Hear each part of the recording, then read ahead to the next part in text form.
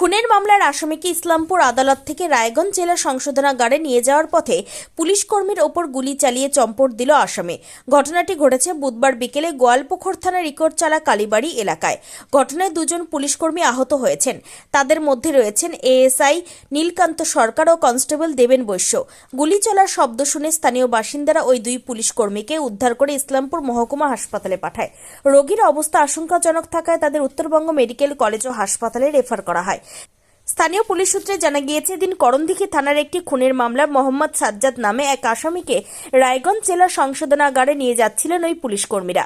ইকরচালা কালীবাড়ি এলাকায় ওই আসামির প্রস্রাব চেপেছে বলে পুলিশ কর্মীদের জানায়। তারপর ওই দুই পুলিশ কর্মীর ওপর গুলি চলে। পুলিশ সুপার জবি থমাস বলেন, ঘটনার তদন্ত শুরু হয়েছে। একটা ইনসিডেন্ট हुआ আছে, একটা আন্ডার ট্রায়াল প্রিজনার, আমরা বাকি তদন্ত করে দেখছি।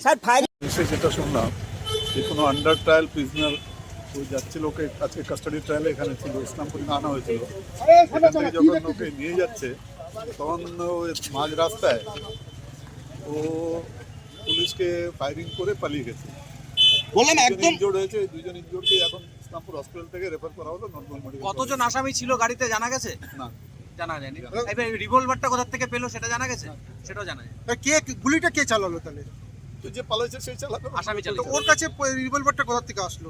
নিশ্চয়ই রিভলভারটা কোথা থেকে আসছে, ওখানে গাড়ির মধ্যে কোনো না কোনো কারণে কোথা থেকে আসছে হয়তো। তো ওকে কি আমি যেটা দেখলাম যে দুজন ইনজুরি হয়েছে, দুজনই আছে পুলিশ কনস্টেবল, দুজন পুলিশ কর্মী, দুজন, একজন দেবেন বৈশ্য আর নীলকান্ত সরকার, দুজন ইনজুর্ড হয়েছে, দুজনকে মেডিকেলে পাঠানো হয়েছে। স্যার, একজন এএসআই ছিল, একজন কনস্টেবল, এবং এটা হচ্ছে একদম ইসলামপুর গোয়ালপুরের সংযোগস্থল ইকরতলা এলাকাতে হয়েছে। প্রকাশ্য দিকবালকে কি বলবেন আপনারা? ঘটনাটা তদন্ত করলেই সব জানা যাবে গোটা ব্যাপারটা। আমি তো অন ওয়ে রিটার্ন আসছিলাম কানকি থেকে, তখন শুনলাম, শুনে যেটা যতটুকু জানলাম সেটুকু আপনাদের পাস আবার করলাম। ঠিক, থ্যাংক ইউ স্যার। আমি দেখলাম কি মোবাইল দেখতেছিলাম, মোবাইল দেখার পরে দেখতেছি কি যে মহিলা পুলিশ ওখানে ছিল গাড়ির মধ্যে মানে চিল্লাচ্ছে কি যে গুলি মারলো। হ্যাঁ, তারপর বাইরে দেখলাম কি যে অফিসে দুইটাকে গুলি মারছে, তো পরে আছে, আমি তাকে উঠাইছি। তবে ওটাই পাঠালেন? ওটাই অ্যাম্বুলেন্সে পাঠাই দিয়েছি। কারা গুলি মারলো কিছু দেখলেন? কিছু দেখিনি। দেখেননি না? হ্যাঁ, দেখিনি। আপনার নাম?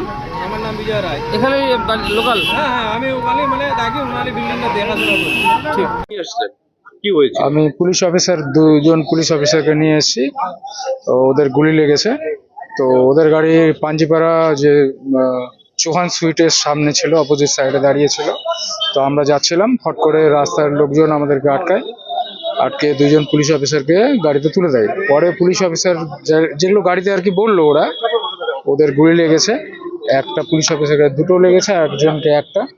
ঠিক আছে। তো ওনারা নাকি ওর বাথরুমের নাম করে নেমেছিল। নামতে গিয়ে ওদের কাছে পিস্তল ছিল না ছিনিয়ে নিয়ে, সেটা বলতে পারবো না আমি। তো ব্যাপারটা হচ্ছে ও তখন ওদেরকে গুলিবিদ্ধ হয়ে দুজন দাঁড়িয়েছিল, রাস্তার লোকজন জমা হয়েছিল। তারপরে আমার গাড়ি দেখে আটকালো, তারপরে গাড়িতে তুলে দিল, তারপরে নিয়ে এসে এখানে পৌঁছে দিলাম। আসামিটা গুলি করেছে নাকি? হ্যাঁ, আসামি গুলি করেছে। আপনার নাম? রাহুল দেবদাস। আপনি কি করেন? আমি হচ্ছে 102 পাইলট।